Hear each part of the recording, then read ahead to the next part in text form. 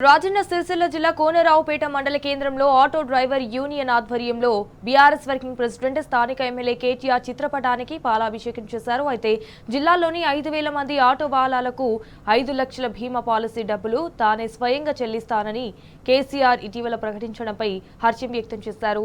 ఈ కార్యక్రమంలో auto union సభ్యులు సిరిసిల్ల బీఆర్ఎస్ నేత బొల్లి రామ్మోహన్ రావు, సెస్వైస్ చైర్మన్ దేవరకొండ తిరుపతితో పాటు బీఆర్ఎస్ శ్రేణులు పాల్గొన్నారు. కేటీఆర్ గారి నాయకత్వం, కేటీఆర్ గారి నాయకత్వం, కేటీఆర్ గారి నాయకత్వం, కేటీఆర్ గారి నాయకత్వం, కేటీఆర్ గారి నాయకత్వం, కేటీఆర్ గారి నాయకత్వం.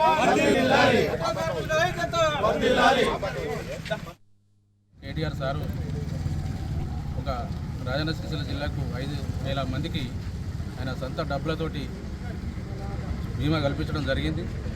అందుకు ఆయనకు మనస్ఫూర్తిగా ప్రదాభివందనాలు తెలియజేస్తున్నాం. సంతోషంగా ఉందని తెలియజేస్తున్నాం. మాకు తెలంగాణ గవర్నమెంట్ వచ్చినాక కేసీఆర్ గారు ఆటోల మీద ట్యాక్సీ మాఫీ చేసిండు. అది చాలా సంతోషమైన విషయం. మళ్ళీ కాంగ్రెస్ వచ్చిన తర్వాత ఫ్రీ బస్సు పెట్టి ఆటో కార్మికులు ఆత్మహత్యలు చేసుకున్నారు. అలా ఒక్కొక్క కుటుంబం రోడ్డు మీద పడ్డది.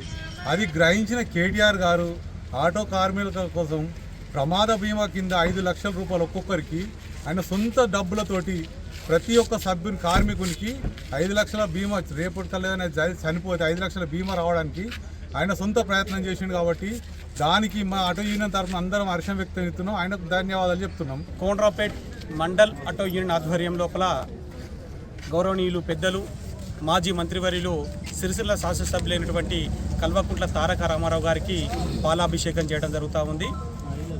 ఎందుకంటే ఆటో కార్మికుల యొక్క అవస్థలు చూసి, వాళ్ళ బాధలను చూసి, వాళ్ళు పడుతున్న కష్టాలను చూసి వారిని కానీ వారి కుటుంబాలను ఆదుకోవాలన్న సదుద్దేశంతో ప్రతి ఒక్క ఆటో కార్మికునికి రాజన్న సిరిసిల్ల జిల్లాలో దాదాపు 5,000 మంది ఆటో కార్మికులు ఉంటారు.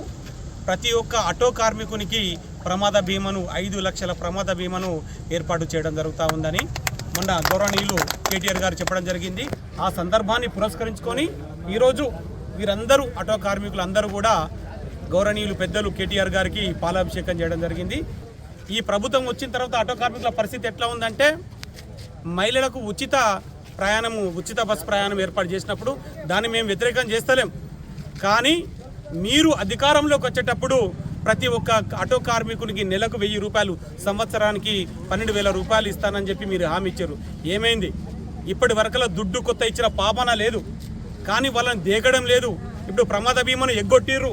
అదేవిధంగా రాష్ట్రం లోపల నిన్నటి వరకల్లా 162 మంది ఆటో కార్మికులు ఆత్మహత్య చేసుకున్నారు. మీరు ఏం చేస్తుర్రు? కాంగ్రెస్ నాయకులు ఏం చేస్తున్నట్టు? గౌరవనీయులు పెద్దలు నేను సీఎం అని చెప్పి పగల్బాల్ వలుకునే రేవంత్ రెడ్డి గారు ఏం చేస్తున్నాడు? కొద్దిగా ఉన్నా నీకు సిగ్గు అనిపిస్తలేదా? వారిని ఆదుకోవాలని ఆలోచన వస్తలేదా? హామీ ఇచ్చి మర్చిపోయినావు నువ్వు.